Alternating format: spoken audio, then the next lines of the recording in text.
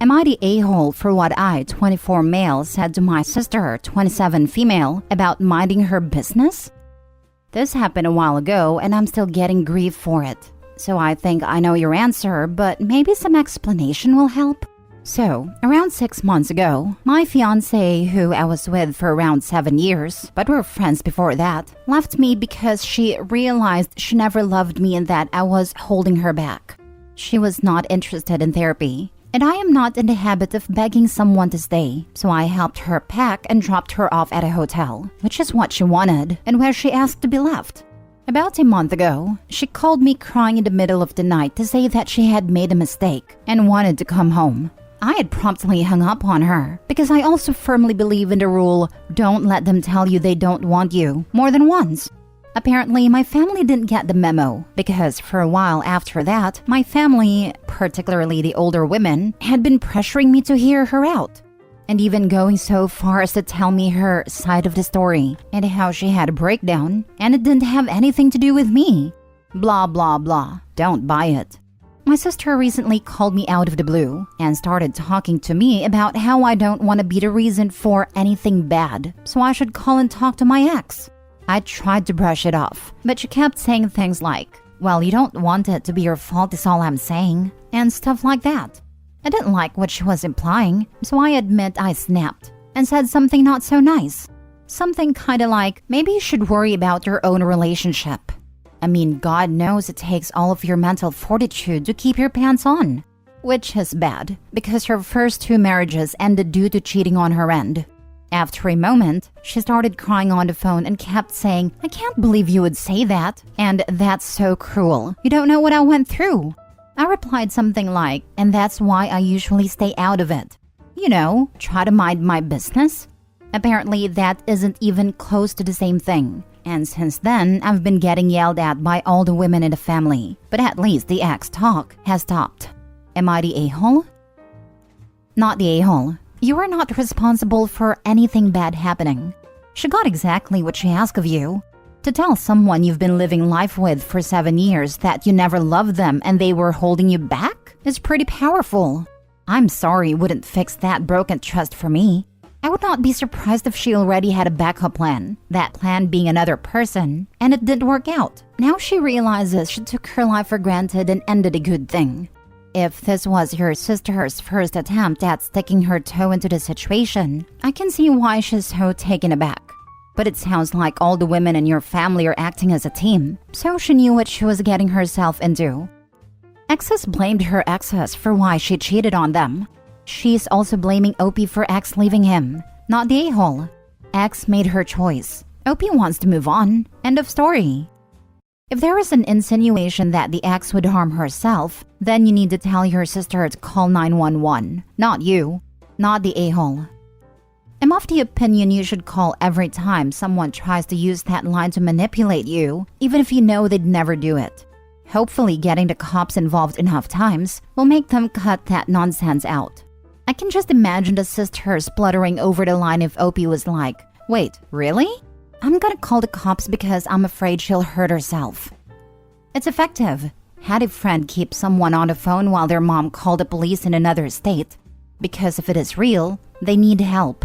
If it's manipulative, then they made their bed. Yep, my ex did this to me, in writing, the day before a divorce proceeding. I responded with a link to a mental health line, told her she should call them if she felt like hurting herself, and called her sister and related, and said, I'm done with it. It's on you. I'm not getting involved. Printed out the transcript and had it for the judge to see. Ex had a restraining order out against her for assaulting me, and we made a nice record of her manipulation on the record in court. Sadly, it didn't move the judge in the least, but I did get a formal, I was only doing it for attention, and a good, don't do it again or I will move for full custody of the children. It was a regular part of our interaction for many years. Been over a year now and not a peep. Next story. Am I the a-hole for not moving on fast enough for my late fiancé? I, 27 female, have twins, 3 male and 3 female. For my late fiancé, I'll call him Noah. Noah and I met when we were 16 and got engaged when we were about 24. and shortly after, we found out that I was pregnant. However, Noah died in a car accident not too long after. This wrecked me and both of our families, since we had been together for so long, and they had watched us grow up together. Noah was his mom's only child, and she had him at a young age, so they were very close. The whole family helped raise Noah when he was young, and when Noah and I started dating, we always had our weekly dinners with just the three of us. His mom and I became really close, and even closer after Noah's death. Her and I continued those weekly dinners, and I included the twins when they came along. My current boyfriend of 10 months, I'll call him Rick, has recently told me that he doesn't like how close I am with Noah's mom. He doesn't like our weekly dinners and thinks that only the twins should go. He doesn't like that I still have pictures of Noah and I in my house. Rick doesn't live with me and the twins, just spends nights, and doesn't want me going on vacation with Noah's mom and her family. I've been going on vacation with Noah's mom and her family since I was 16, and I continued to go even after Noah's death, with the twins.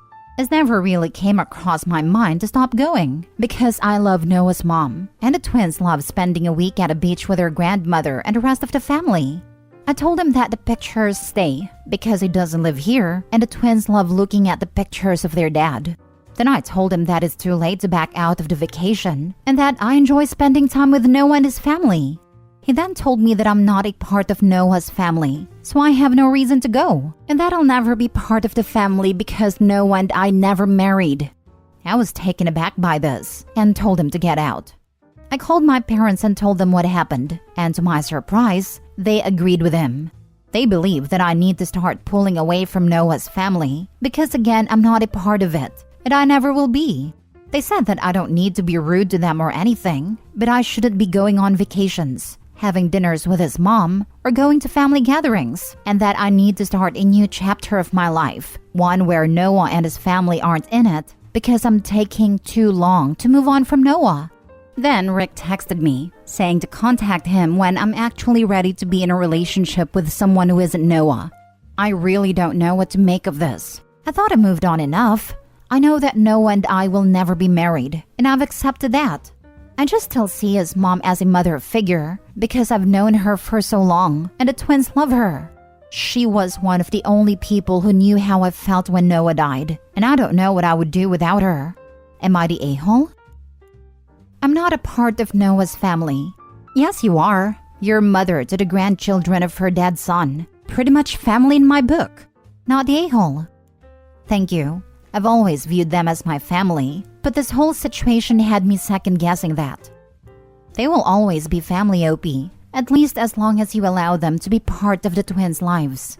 They will always be present and will interact with you and the children.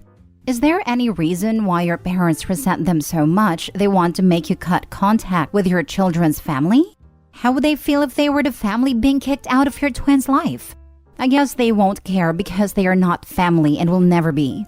Rick is a jealous, controlling a-hole. Please be careful when he is around your kids and what he tells them. Only 10 months dating and demands you to cut contact with family is a big red flag. But whatever. Not the a-hole, Opie. But please, for your children, don't deprive them of a healthy relationship with people who knew their dad and loves them a lot.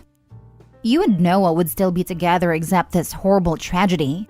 Not the a-hole, and I would move on from Rick. Thank you. I don't think I'll be contacting Rick anytime soon. Don't contact him ever again. Next story. Am I the a-hole for not waking up my boyfriend for work in time, even though I could? My 29 female boyfriend, 35 male, has been living with me since he landed his first engineering job 2 months ago. I have been the one to wake him up several times when I notice he's sleeping in. He has his first alarm at 7, then one at 7:10. He has to leave at 7:45 max if he wants to get to his workplace by 8 a.m. I work from home. I'm a freelancer, so I have no need to wake up that early. On the times I realized he hasn't moved from bed and it's past 7:30, he would really get mad when I woke him up, yelling, "Why didn't you wake me up sooner?" Today I woke up at 7 a.m. by his alarm clock as we sleep together. He woke up, turned it off, and went back to sleep like he usually does until the 7:10 alarm. Then he turned off the 7:10 alarm and went back to sleep again. I wasn't really paying attention to the time, but I was using my phone as some clients were texting me already. I kept looking at my boyfriend from time to time, and he would open his eyes at me, smile and nod, then close his eyes again. Here's where I might be the a-hole. I checked the time, and it was already 7:37.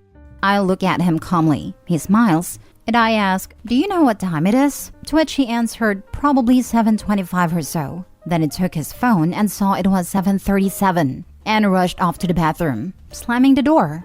As he was putting his clothes on, he was arguing, "It's an a-hole move of yours to not tell me what time earlier. Because of that, I'm going to be late and will leave without even brushing my teeth." I told him that I didn't mean to make him angry, but that being on time for his work isn't my responsibility. To which he said, "If you are awake and capable of helping out, but you decide not to, then you are an a-hole.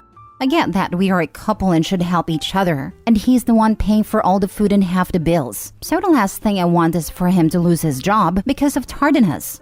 I was not troubled about being an a-hole until the moment he retaliated back at me in a pretty nasty way. Before leaving for work in a rush, he blew his nose on my favorite towel, leaving boogers on it, and said, "You have that white towel on the bathroom to make it look pretty, right?" He's in general a very good partner, so I was appalled that he would retaliate like that, which made me rethink if I should just keep waking him up if he sleeps in, as I'm already awake and I'm capable of doing it. Now for the comments. Not the a-hole. He is an adult and is capable of getting out of bed on time. I would tell him if he ever retaliates in such a disgusting manner again, that he will be packing his bags and leaving. That is not acceptable behavior under any circumstances. He is punishing you for his inability to get himself up on time. This type of abusive behavior will escalate. He is teaching you that you will be very sorry if you don't do what he wants. This is definitely a hill I would die on. I ain't nobody's mama. If you can't manage to hold down a job without me holding your hand, we'd be done. Not the a-hole. He's snapping at you and blaming you for his childish behavior. You didn't sign up to be his mommy. When your alarm goes off, you get up. You don't put the burden of waking you up on your partner. Boyfriend is an a-hole. I have a really hard time getting up in the morning, so I also have to set multiple alarms. But I'd never get mad at someone for waking me up too late, because that's my fault. I'd be happy they didn't let me sleep in any later. Is he 35 or 12? Cause he sounds like a child. I just leave him sleeping until he wakes up. If he wants to get fired, that's his choice. There's a morning I hate my alarm, but get my butt out of bed anyway because I'm an adult and I have to work. Even my 6-year-old wouldn't retaliate this way. He has no respect for her. Last story. Am I the a-hole for letting my pregnant fiancée think I'm cheating on her? My fiancée Jen is insecure right now, given that she's 32 weeks pregnant. I still think she's beautiful no matter what, but telling her that makes no difference. Now, for the past 6 years, we have been basically inseparable. I actually enjoy her company, to a point of me not really enjoying going out without her. She's fun, and she makes my night way better by having her around. We also are very open with communication and we aren't blind, so we will 100% tell each other when we find someone else attractive. Well, given this detail, I may have messed up a bit, because I told Jen that I thought my buddy's girlfriend was gorgeous and had nice hips. That is not an uncommon comment for the record. It was merely bad timing because she's pregnant and insecure. I shouldn't have said anything, but again, we have always talked like this to each other, so I just wasn't thinking. I mean, just 2 months ago, she pointed out some very attractive man and said he has arms that could toss her around a bedroom. Lol. Neither of us act on anything like this. It's all talk, and sometimes leads to extra spicy time. That's all.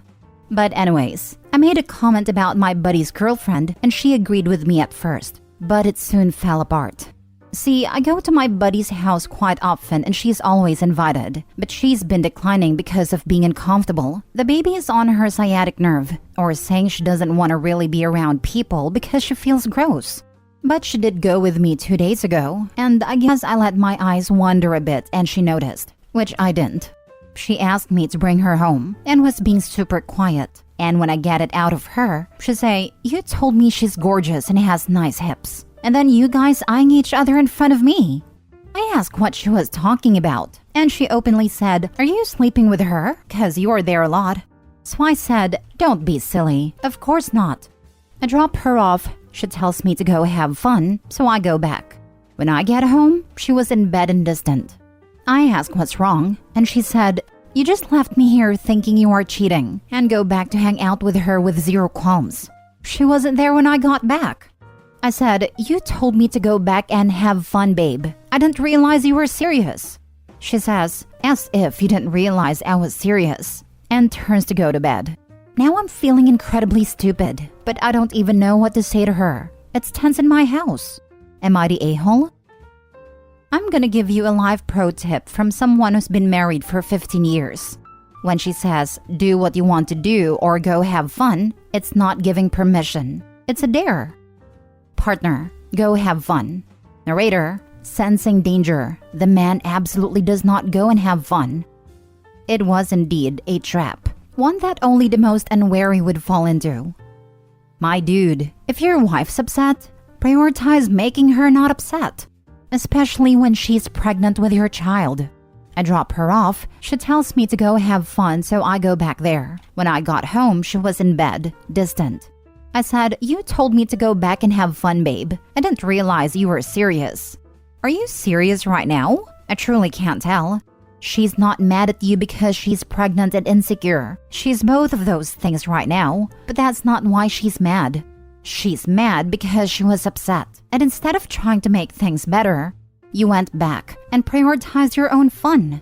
She told you to leave because your presence made her upset, but your absence would make her more upset. Learn these things. You're going to be a dad, so prioritize your family. You're the a-hole. Yeah, Opie. I would explain to her that you posted here and definitely learned some perspective, that you love her a bunch and you were being super dense and a moron. You two seem solid and comfortable with each other, so once she sees that you know your thought process was stupid, this would be salvageable. You're the a-hole. Do better.